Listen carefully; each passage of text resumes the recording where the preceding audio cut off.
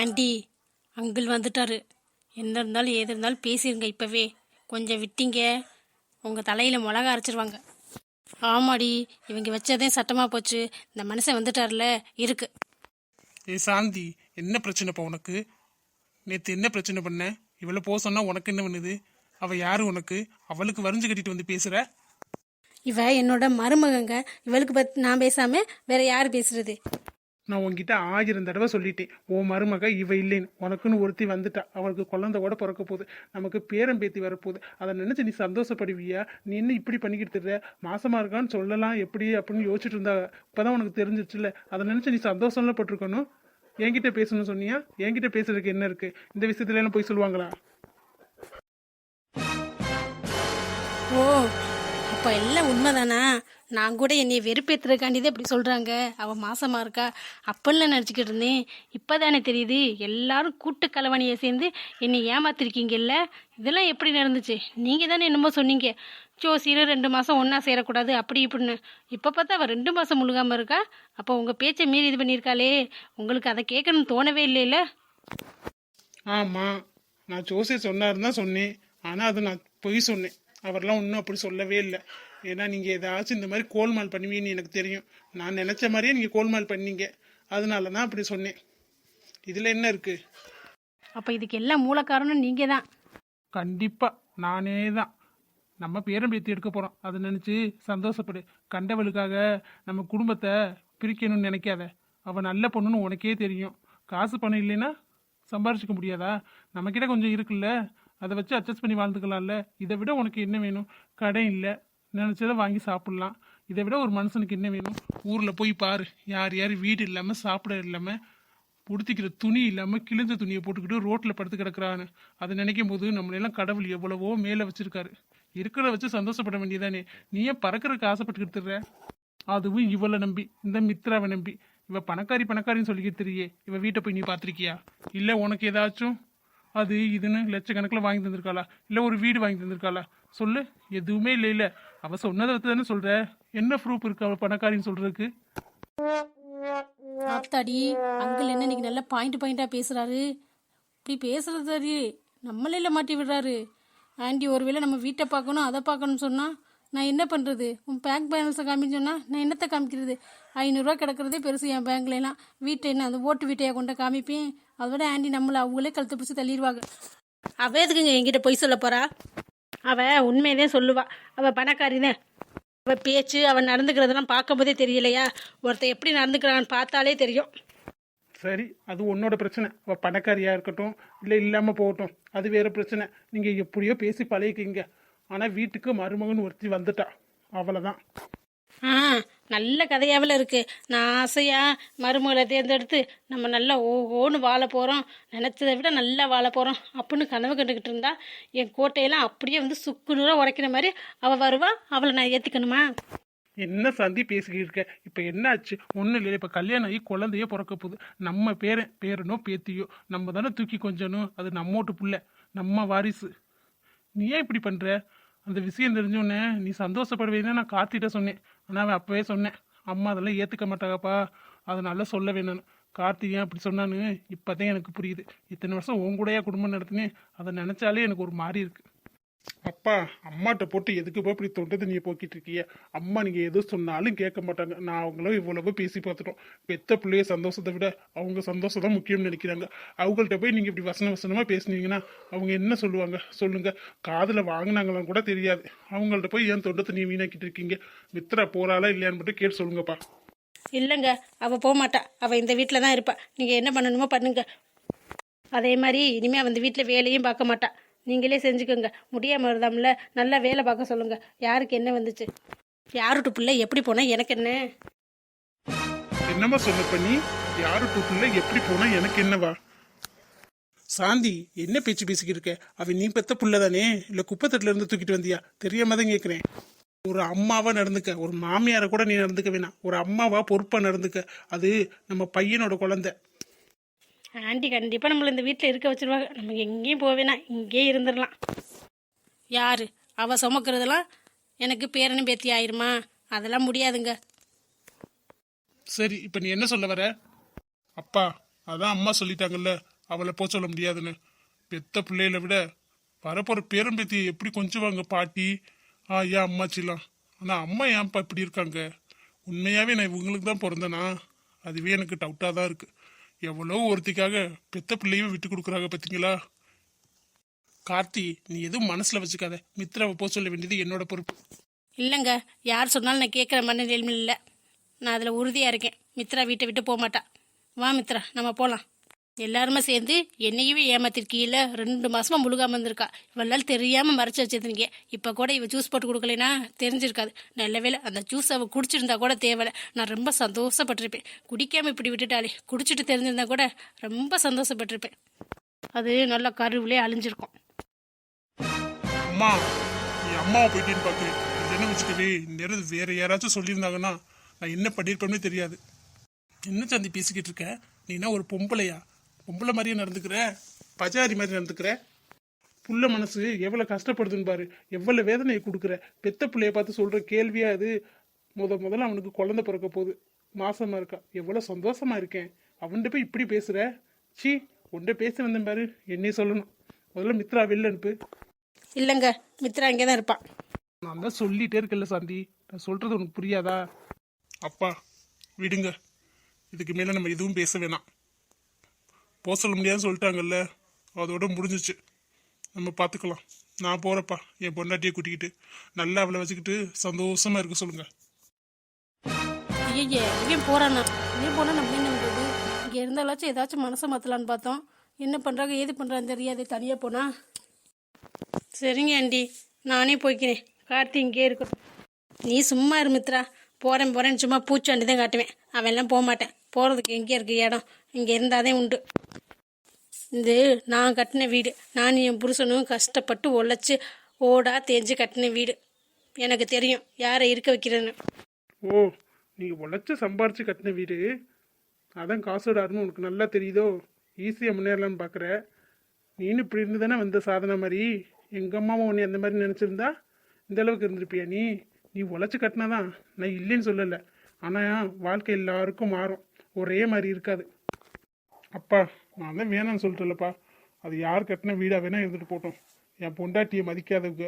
எனக்கு இன்னும் புள்ள வரப்போகுது, இன்னும் உருவமே வரல. வர்றதுக்குள்ளேயே அம்மா இந்த மாதிரி சொல்கிறாங்க. எனக்கு வேணாம்ப்பா, அந்த வீடும் வேணாம், யாரும் வேணாம். நான் தனியாகவே போய்க்கிறேப்பா. அவங்களுக்கு யார் வேணுமோ அவங்களோடய இருக்க சொல்லுங்க. நீ இல்லாத வீட்டில், என் மருமக இல்லாத வீட்டில் எனக்கு என்னடா வேலை? நானும் உன் கூடயே வாரு. அப்படியே நானும் ஸ்வேதாவை கூட்டிகிட்டு வந்துடுறேன். எங்க என் புள்ளை எங்கே கூட்டி போக பார்க்குறீங்க? ஸ்வேதாக்கு நான் ஒரு நல்ல இடமா பார்த்து வச்சிருக்கேன், பெரிய இடமா. கூடிய சீக்கிரத்தில் அவளுக்கு கல்யாணம் பண்ண போகிறேன். நீங்கள் ஒன்றும் எங்கேயும் கூட்டிகிட்டு போய் கிளிக்க வேணாம். அவன் இங்கே இருந்துக்கட்டும். ஆமாம் ஆமாம், உனக்கு அப்படியே பிள்ளை மேலே ரொம்ப பாசம் பொத்துக்கிட்டு வருதுல்ல. நீங்கள் பார்க்குற நல்ல இடம் எப்படி லட்சணமாக இருக்குன்னு எனக்கு தெரியும். வாயை முடிட்டிரு. அப்பா, இப்போதைக்கு நீங்கள் வர வேணாம். நான் சின்ன வீடாக வாடகைக்கு பார்த்து தான் போய் இருக்க போகிறேன். கொஞ்சம் நான் செட்டில் ஆனதுக்கப்புறம் உங்களுக்கு கூட்டிக்கிறேன். நீங்கள் இங்கேயே இருங்க. அதோடையும் எல்லாரும் வந்துட்டா உங்களுக்கு ஒரே ஆட்டமாக போயிடும். நான் என் பொண்டாட்டியை கூட்டிகிட்டு போகிறப்பா. இருக்கிறதெல்லாம் இவங்களே வச்சு அனுபவிக்க சொல்லுங்க நல்லா. ஒரு நாள் இந்த மித்ராவோட உண்மை தெரிய வரும்ல, அப்போ தெரியும் நமக்கு யாருமே இல்லையே, நம்ம எல்லாரையும் விட்டுட்டோமே அப்படின்னு நினைப்பாங்க. அப்போ திருந்தி வருவாங்கப்பா. அப்போதைக்கு மன்னிக்கிற நிலைமையில இருக்கமா இல்லையான்னு தெரியல. அப்போதைக்கு நடக்கிறது நடக்கட்டும், எப்படியே போட்டும்பா. இங்கே பத்திரமா இருங்க, அடிக்கடி வந்து பாருங்க. நான் வரமாட்டேன். எல்லாரும் பேரம் பேத்து போகிறதா அவ்வளோ சந்தோஷப்படுவாங்க.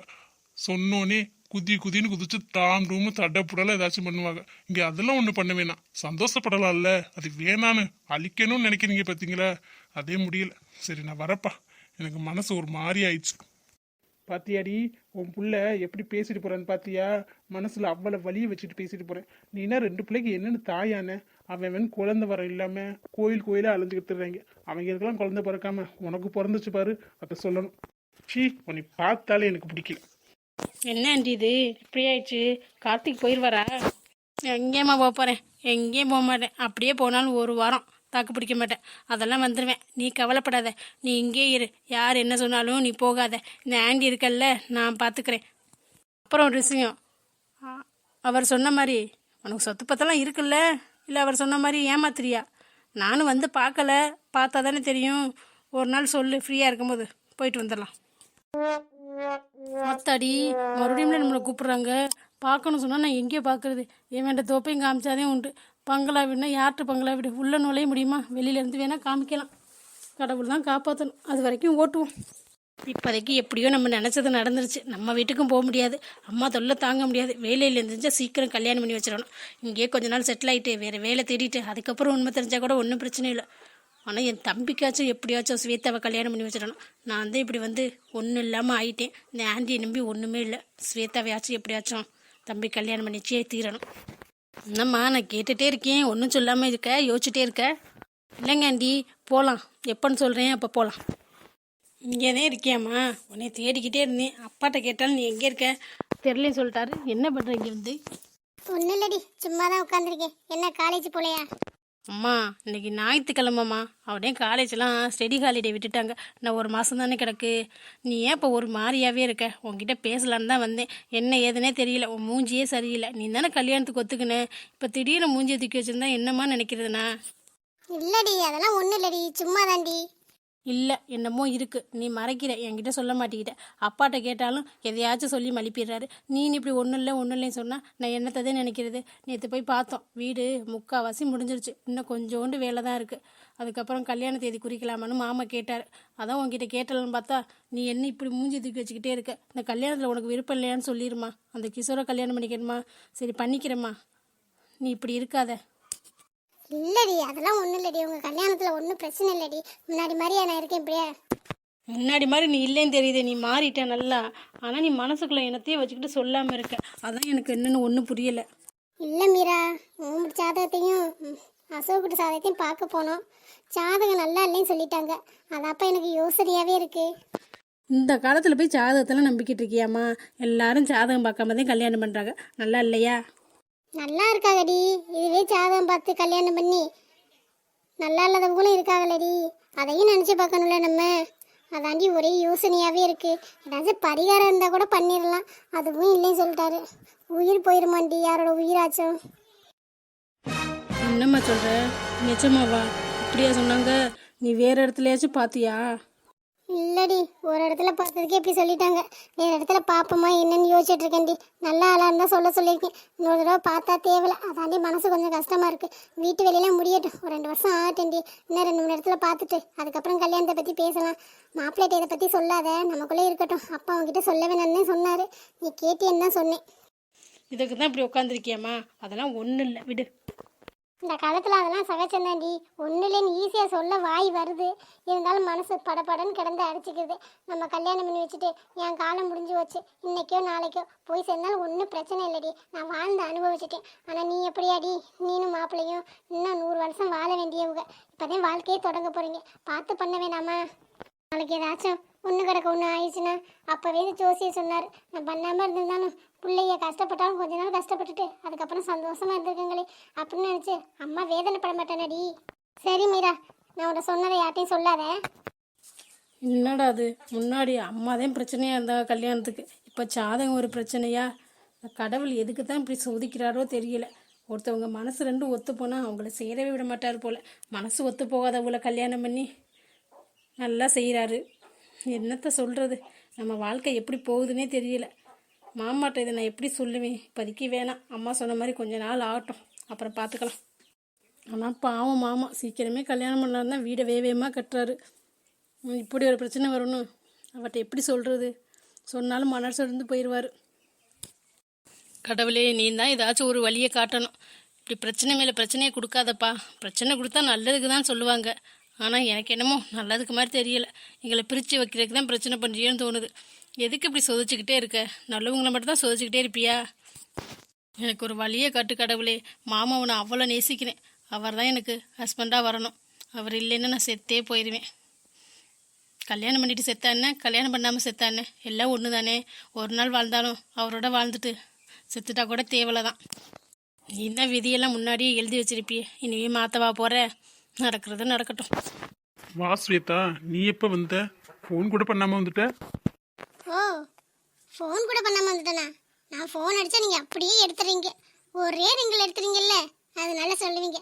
2 நாளாக பார்க்கவும் வரல, ஃபோனும் பண்ணலை. சரி பிஸியாக இருப்பீங்கன்னு பார்த்தா நல்லா சீக்கிரமே தான் வீட்டுக்கு கிளம்புறீங்க போல. உங்கள் சித்தி வந்ததுலேருந்து என்னை கொஞ்சம் கொஞ்சமாக அவாய்ட் பண்ணுறீங்கல்ல, அதை என்கிட்ட டேரெக்டாக சொல்லலாம்ல ராகுல். இல்லை ஸ்வேதா, அப்படிலாம் ஒன்றும் இல்லை, கொஞ்சம் வேலை. அதான் இன்னைக்கே உன்னை பார்க்க வரலான்னு தான் நினச்சேன், அதுக்குள்ளே நீனே வந்துட்ட. பரவாயில்ல ராகுல், நல்லா பொய் சொல்ல கற்று வச்சிருக்கீங்க போல.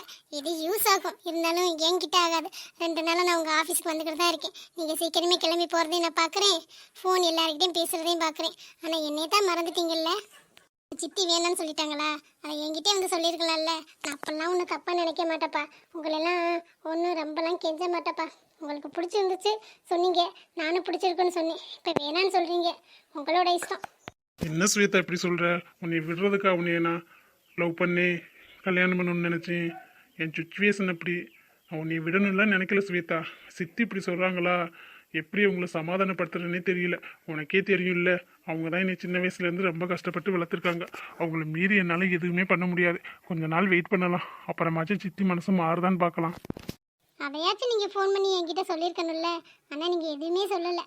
உங்கள் மனசில் என்ன இருக்குன்னு எனக்கு எப்படி தெரியும்? தெரியல ஸ்வேதா, உங்ககிட்ட சொன்னா நீ எப்படி எடுத்துப்பியோன்னு தெரியல. எல்லாரும் லவ் பண்ணுறவங்களாம் சண்டை போடுறத நான் நிறையா பார்த்துருக்கேன், தூரத்தில் நின்று பார்த்துருக்கேன். அந்த மாதிரி நீனும் சண்டை போட்டுட்டு என்னை விட்டு போயிட்டீன்னா நீ என்னை விட்டு போகக்கூடாதுன்னு தான் நினைக்கிறேன். ஆனால் எனக்கு என்ன பண்ணுறதுன்னு தெரியலையே. சித்தி எதுக்கு இப்படி அடமண்டாக இருக்காங்கன்னு தெரியல. இந்த மாதிரி அவங்க பண்ணவே மாட்டாங்க. கல்யாண விஷயத்தில் எல்லாம் ஓ இஷ்டம்தான். உனக்கு பிடிச்ச இருந்த பொண்ணாக இருந்தால் சொல்லு, நானே பெண் வைக்கிறேன்னு சொல்கிறவங்க இப்போ எதுக்கு இப்படி பண்ணுறாங்கன்னு எனக்கு சத்தியமாக புரியல. உன்னை பார்த்தோன்னே பிடிக்கலைங்கிறாங்க, உன்னோட பழக கூட இல்லை. எதுக்கு இப்படி பண்ணுறாங்க? சித்திட்ட நான் எப்படி பேசுறது? அதான் எனக்கு ஒரே யோசனையாக இருக்குது. நீ எதுவும் தப்பாக நினச்சிக்காத ஸ்வேதா. அந்த அப்செட்லேயே தான் உனக்கு ஃபோனும் பண்ணலை, பார்க்கவும் வரல. ஆஃபீஸில் கூட ஒழுங்கா வேலை பார்க்கல. சரி ராகுல், உங்களோட சுச்சுவேஷன் எனக்கு புரியுது. உங்கள் சித்தி உங்களை கஷ்டப்பட்டு வளர்த்துருக்காங்க தான். ஆனால் உங்கள் லைஃப் நீங்கள் தானே முடிவெடுக்கணும். கடைசி வரைக்கும் வாழ போகிறது நீங்கள். உங்கள் சந்தோஷம் தானே முக்கியம். உங்கள் சந்தோஷத்துக்காக தானே அவங்க வாழ்கிறாங்கன்னு சொன்னீங்க. அப்புறம் உங்களுக்கு பிடிச்சதை செய்ய மாட்டேங்கிறாங்க.